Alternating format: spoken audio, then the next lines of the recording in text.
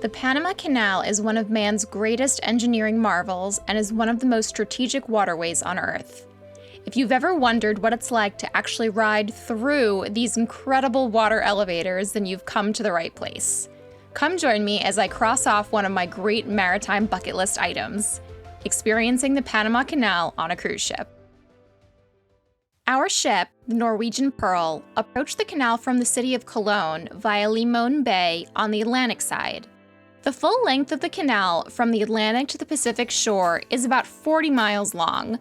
Since our cruise was a round trip from Miami, we didn't actually go all the way across to the Pacific side. We instead went through the Gatun locks, which terminate at Gatun Lake, before being given the chance to either exit at the lake and explore the local area off the ship, or stay aboard and ride the Gatun locks back down toward Cologne. The approach from Limon Bay is about 7 miles long. It's a pretty quiet ride at first, with sleepy jungles surrounding you from all sides for the first part of the journey. You know that things will soon get more interesting though, once you notice that you're not alone down there anymore. The ship then passes under the Puente Atlántico as it nears the Gatun locks. This is a series of 3 locks, which are, in very simple terms, basically giant water elevators that raise transversing vessels a total of 85 feet over the course of roughly a mile, and then drop the vessels off in Gatun Lake, which is a large open area in the middle of the canal zone. There is a separate series of locks on the other side of the lake for vessels to complete the crossing and exit into the Pacific Ocean. The bow of the ship was the most popular spot to be early on, and getting a good view from the top deck was near impossible. But once we were inside the locks, there really were great views to be had all around. I didn't spend much time in a single spot, and I'd recommend for others to do the same. Don't get overly attached to the front of the ship. It's the hotspot for the approach, since everyone wants to see the lock gates open, but once you're in, take the opportunity to walk all around the ship so you can see the canal at work from all angles, front, back, and sides. The back of the ship was a much less crowded area, and it was excellent for watching the reverse of the more popular process, watching those gates close and lock your ship in its teeny tiny compartment. The back of the ship offered great views of the electric towing locomotives at work. These guys run on tracks along the lock walls and keep large ships, like freighters or cruise liners, perfectly centered within the lock. Watching all of this at play, seeing all the people hard at work, and the locomotives keeping everyone literally in line was just astounding. Most traffic going through the canal consists of freighters, and I'd never seen so many freighters so up close. The juxtaposition of the giant ships, who just fit in these tiny water elevators, it's so wild. It doesn't seem possible. The fact that not only does this process run smoothly every day, but has been in operation for over 100 years is truly gobsmacking to me. As we were heading into the final lock, I heard about a secret empty spot on the ship with great views. So I headed back toward the bow, but this time I set up shop inside the spa, whose panoramic windows made for a lovely view of the final Gatun Lake approach.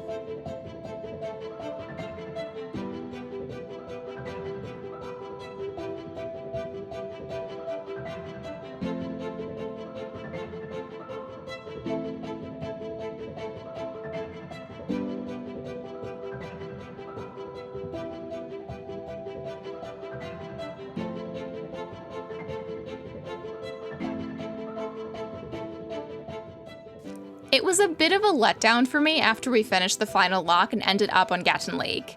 We had decided in advance that we were going to forego the return journey through the canal so that we could get off and explore the local area by smaller boat instead. But man, after going through the canal, I quickly developed into an engineering nerd, and I was really sad that it was only going to be a one-way trip for us. The rest of the day had some nice surprises in store for us though, and in the end, I didn't completely regret our choice. We got to disembark the Pearl on Gatun Lake using the ship's own lifeboats, which I just thought was ridiculously fun. And after what was a bit of a too long bus ride, we ended up at a different section of Gatun Lake and hopped in a much more petite watercraft to search for some local wildlife. Gatun Lake is huge, and while I'd seen it on the map before, riding around in the smaller boat really gave me a better sense of the scope of the lake. We passed by a ton more commercial ships on the lake, many of whom I assume were killing time waiting for their turn to continue passing through the canal. There were all different types of ships, some of which I'd never seen before.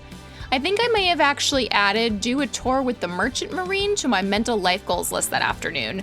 I was utterly captivated. I quickly forgot about my future career at sea once we found some local wildlife, though. First stop was the home of some local capuchins. The boats come by every day and give them a small snack to lure them down to the tourists for a moment. And while I was a bit iffy on that practice, since these are wild animals, I can't deny that seeing the capuchins emerge from the jungle to grab their treats wasn't super adorable. We also spotted quite a few families of howler monkeys way up in several of the treetops.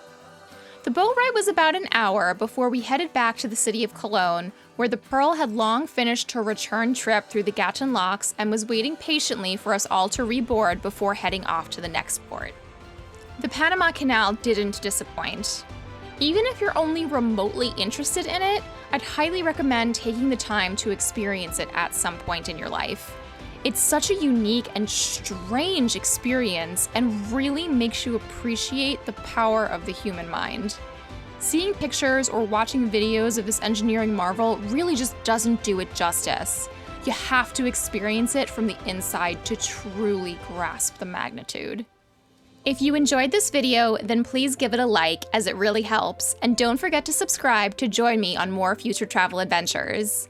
I've got lots more experiences to share with you all in the coming months, so I hope you stop by again soon. Thanks for watching, and happy travels!